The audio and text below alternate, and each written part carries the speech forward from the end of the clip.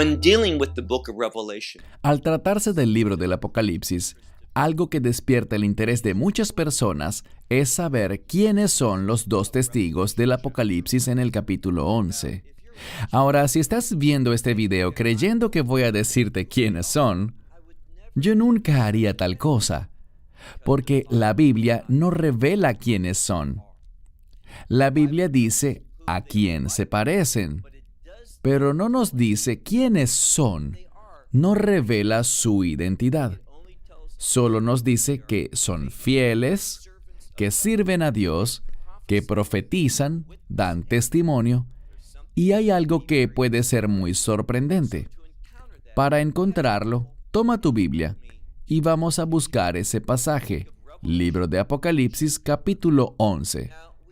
Sabemos una cosa, sabemos que la ciudad de Jerusalén será pisoteada por las naciones, y nos referimos a las naciones lideradas por el Anticristo. Y será pisoteada durante 42 meses. Eso equivale a 3 años y medio o 1260 días. Y luego vemos que algo va a cambiar. Y es que comenzará a derramarse la ira de Dios. Es en la segunda mitad de la semana 70 de Daniel que la ira de Dios comienza a derramarse sobre el mundo. Yo diría que el ministerio, la obra, la profecía de estos dos testigos va a ocurrir durante el tiempo de la ira de Dios. Y lo que vamos a ver es que estos dos testigos son fieles y, sin embargo, son odiados por el mundo.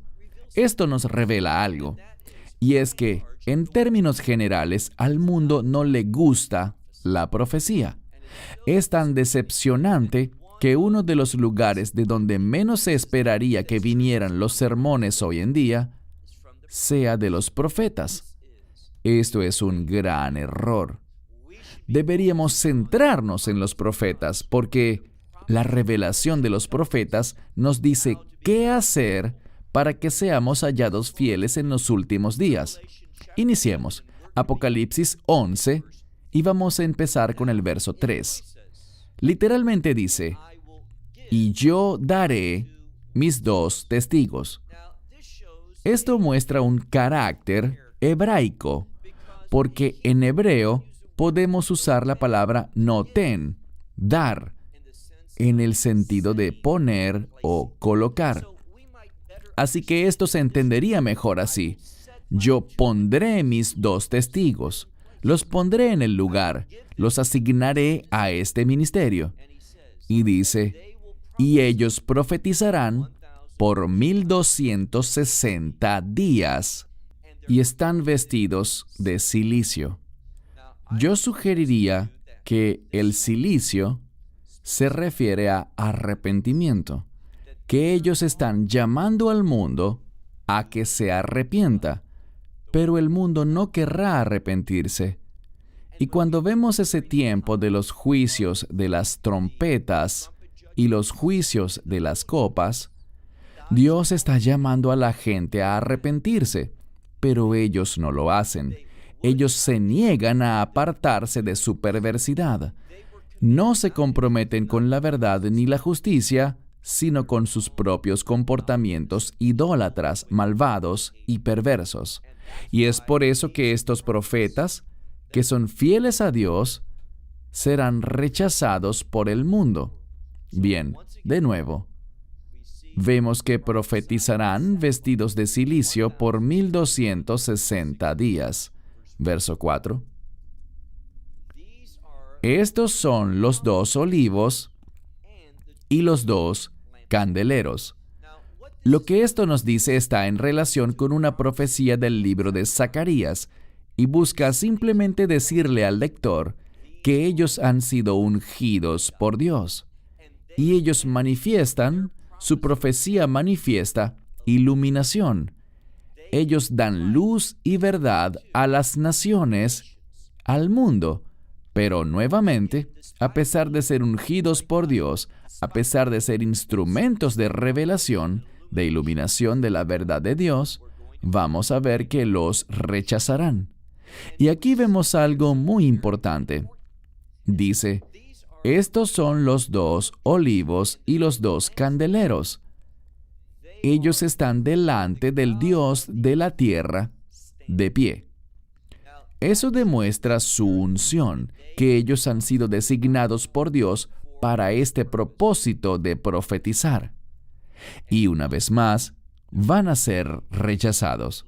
Vamos al verso 5. Y si alguien a ellos deseara actuar injustamente, esto se puede interpretar como dañar, tratar de mala manera, pero es literalmente el concepto de tratar de forma injusta o incorrecta, es decir, en contra de la voluntad de Dios. Vamos de nuevo. Si alguien contra ellos deseara comportarse injustamente, fuego saldrá de la boca de ellos y consumirá o devorará a sus enemigos. Y si alguien deseara, una vez más, ser injusto o incorrecto con ellos, en este caso es necesario que él, es decir, ese que es malo o injusto, es necesario que él sea ejecutado. Verso 6. Estos tienen autoridad. No nos referimos a uno o al otro, sino que hablamos de los dos. Estos tienen autoridad de cerrar los cielos para que no llueva en los días de su profecía. Así que, cuando ellos profeticen, esos días no caerá la lluvia. Ahora bien, ya sabemos que están llamando a la gente a arrepentirse. La gente del mundo está en una condición de rebeldía, maldad, desobediencia. Y debido a eso, cuando en la Escritura dice que no caerá la lluvia, significa que Dios no dará su bendición. El mundo no está en una condición espiritual que permita que Dios los bendiga. Se comportan de manera injusta e incorrecta. Como sabemos, están muy inmersos en el pecado. Así que Dios no da su bendición. Ellos dos van a cerrar los cielos. Tienen esa autoridad. Esto nos hace pensar en Elías. Elías profetizaba cuando Israel estaba inmersa espiritualmente en el pecado, en una gran desobediencia, en gran corrupción espiritual. Y él llamó al pueblo a arrepentirse, y durante esos días no llovió. Él cerró los cielos, por supuesto Dios le había ordenado hacerlo.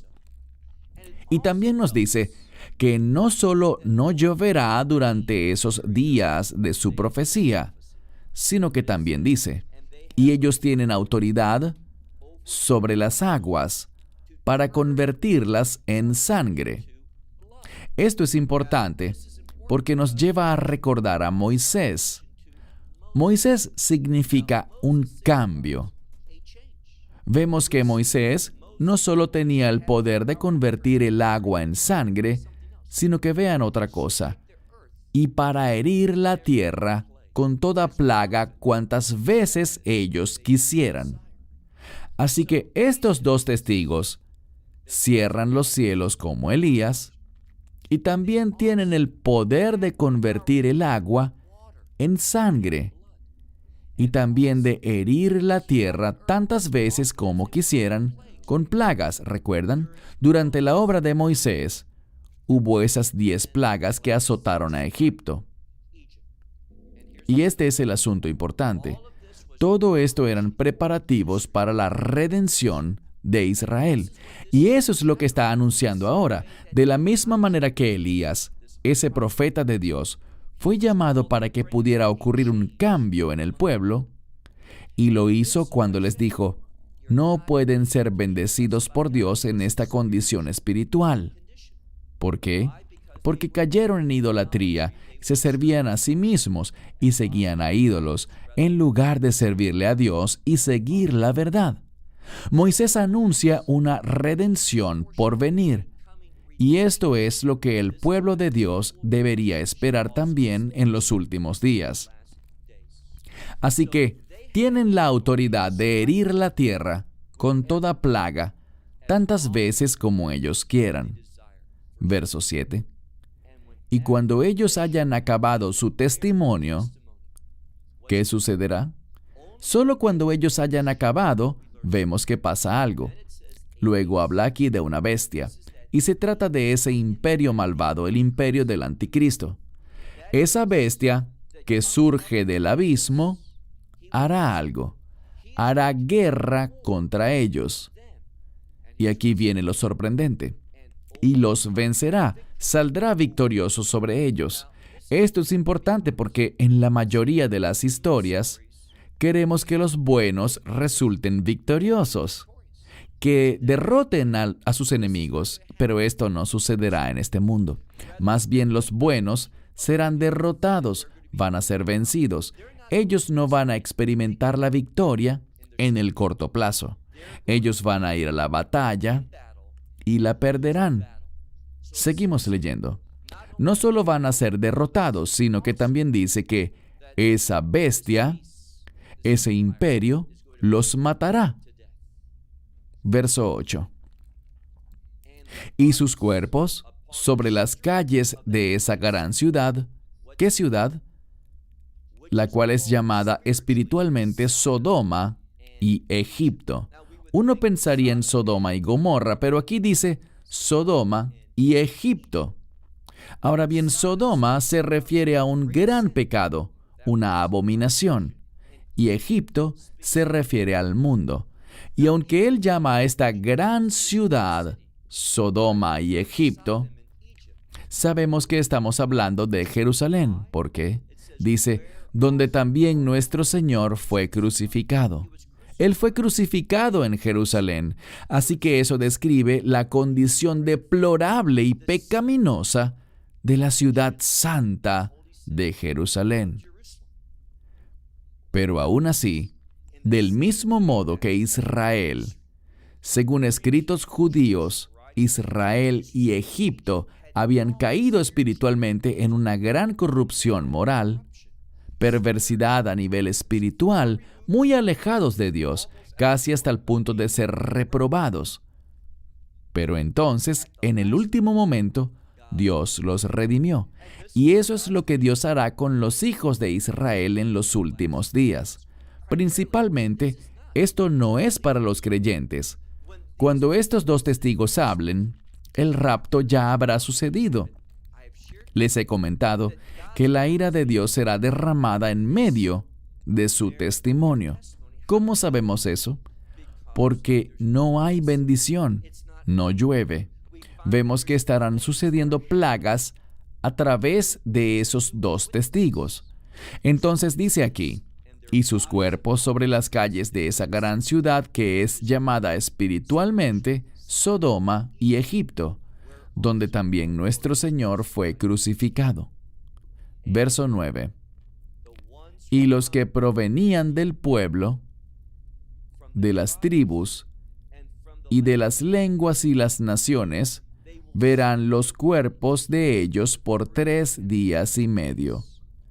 Yo sugeriría que esos 3 días y medio son simbólicos, equivalentes a 3 años y medio. Cuando el cuerpo de creyentes sea perseguido, pues el imperio del anticristo hará guerra contra ellos. Y como dice el capítulo 13 del libro de Apocalipsis, al referirse a esa bestia que emerge del mar, que hará la guerra contra los santos y los vencerá, esto es lo que dice. Así que es algo similar. ¿Cuál es el propósito de esto? Yo creo que es para enseñarle a Israel eso que ellos verían con respecto a los creyentes, la congregación de los redimidos, la iglesia siendo perseguida, viendo cómo los matan. Pero sabemos algo. Al final de ese tiempo, cuando Dios diga, ya basta, ocurrirá esa esperanza bendita, ese rapto, y vamos a ver lo que les pasa a los dos testigos, que es muy similar a lo que había pasado con el cuerpo de creyentes. Volvamos al verso 9. Y los que provenían del pueblo, de las tribus, de las lenguas y de las naciones verán a los cadáveres de ellos, los cuerpos, por 3 días y medio. Y esos cuerpos no se permitirá que sean enterrados en una tumba. ¿Qué es eso? Negar la sepultura es un acto en el que se trata al otro de manera vergonzosa. El mundo querrá avergonzar y despreciar a estos hombres de Dios, estos profetas fieles, estos 2 testigos que Dios va a ungir y a enviar a este mundo.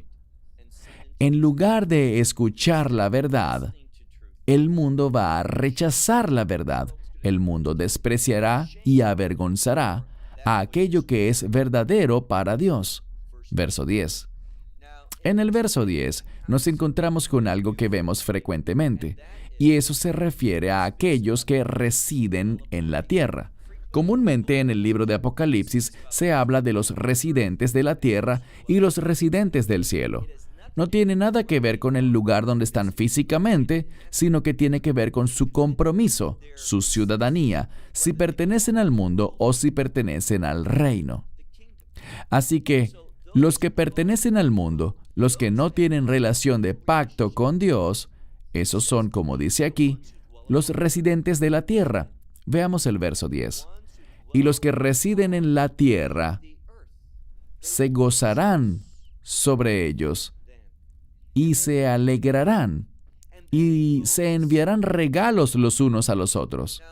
Esto es lo opuesto a lo que deberíamos ver.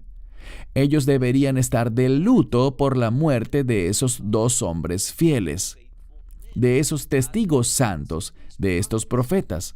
¿Pero qué es lo que hacen? Eso de dar regalos los unos a los otros, ¿a qué nos recuerda? Eso mismo, Purim. Eso que está escrito en el libro de Esther. Lo que se habla en el libro de Esther acerca de la victoria del pueblo de Dios. Se envían regalos unos a otros. Aquí es lo opuesto. Es por la presunta derrota de estos 2 testigos, los testigos de Dios, sus profetas, que ellos se envían regalos unos a otros. Eso es justo lo que no se debe hacer según los principios de la verdad bíblica. Así que ellos enviarán regalos los unos a los otros, y se gozarán y se alegrarán. Veamos ahora el final del verso 10. Porque estos 2 profetas, ¿qué hacían? Decían la verdad, pero ¿qué pensaba el mundo de eso? Estos 2 profetas atormentaban, ¿a quién? A los que residen en la tierra. Eso solo nos revela que los que pertenecen al mundo van a odiar la profecía. Verso 11. Y después de estos 3 días y medio, ¿qué pasará? El Espíritu viviente enviado de Dios entrará en ellos, y ellos se levantarán sobre sus pies. Y cuando eso pase, cuando el Espíritu de vida regrese a ellos, ellos se pondrán de pie, y en ese momento, dice aquí, un gran temor les sobrevendrá a quienes los vean. Verso 12. Y oyeron una gran voz del cielo que les decía: suban aquí. Ellos oyeron y presenciaron una voz del cielo hablarle a estos 2 testigos que fueron asesinados, que fueron avergonzados, a quienes se les negó la sepultura, tendidos en las calles de Jerusalén por 3 días y medio, en deshonra. Pero tras ese lapso de tiempo, dice aquí que el Espíritu viviente de Dios entró en ellos, y se levantaron sobre sus pies, y entonces oyeron una voz del cielo diciendo: suban aquí. Y subieron a los cielos en una nube, y sus enemigos los vieron.